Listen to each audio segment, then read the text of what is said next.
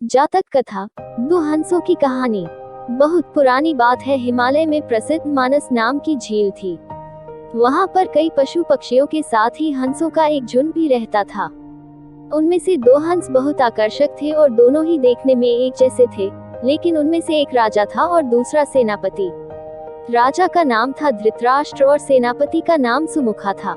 झील का नजारा बादलों के बीच में स्वर्ग जैसा प्रतीत होता था।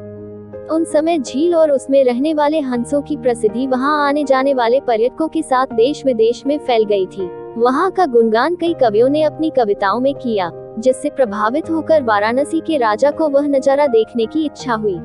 राजा ने अपने राज्य में बिल्कुल वैसी ही झील का निर्माण करवाया और वहां पर कई प्रकार के सुंदर और आकर्षक फूलों के पौधों के साथ ही स्वादिष्ट फलों के पेड़ लगवाए।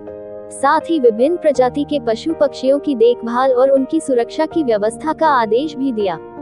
वाराणसी का यह सरोवर भी स्वर्ग जैसा सुंदर था, लेकिन राजा के मन में अभी उन दो हंसों को देखने की इच्छा थी, जो मानस सरोवर में रहते थे। एक दिन मानस सरोवर के अन्य हंसों ने राजा के सामने वाराणसी के सरोवर जाने की इच्छा प्रकट की, लेकिन हंसा का राजा समझदार था। वह जानता था कि अगर वो वहां गए तो राज उन्हें पकड़ लेगा। उसने सभी हंसों को वाराणसी जाने से मना किया, लेकिन वो नहीं माने।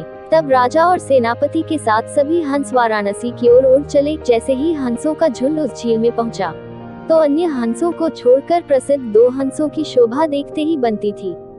सोने की तरह चमकती उनकी चोंच, सोने की तरह ही नजर आते उनके पैर और बादलों से भी ज्यादा सफेद उनके पंख हर किसी को अपनी ओर आकर्षित कर रहे थे। हंसों के पहुंचने की खबर राजा को दी गई। उसने हंसों को पकड़ने की युक्ति सोची और एक रात जब सब सो गए, तो उन हंसों को पकड़ने के लिए जाल बिछाया गया। अगले दिन जब हंसों का राजा जागा और भ्रमण पर निकला, तो वह जाल में फंस गया।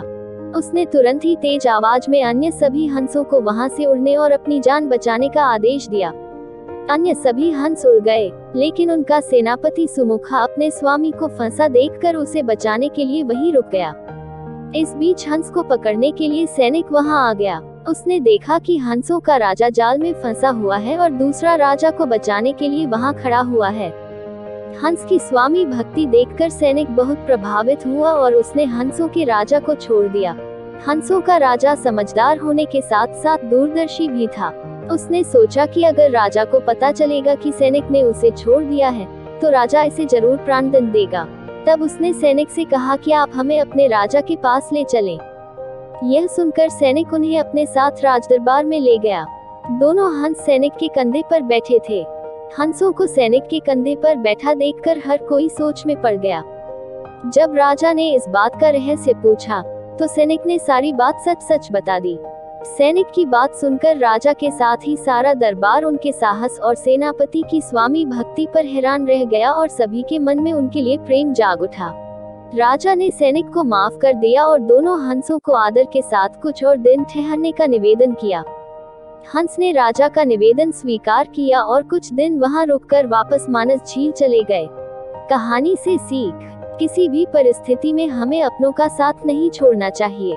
अगर आप हमारे चैनल पे नए आए हैं, तो प्लीज हमारे चैनल को सब्सक्राइब कर लीजिए, ताकि ऐसी ही वीडियो आपको देखने को मिलता रहे। धन्यवाद।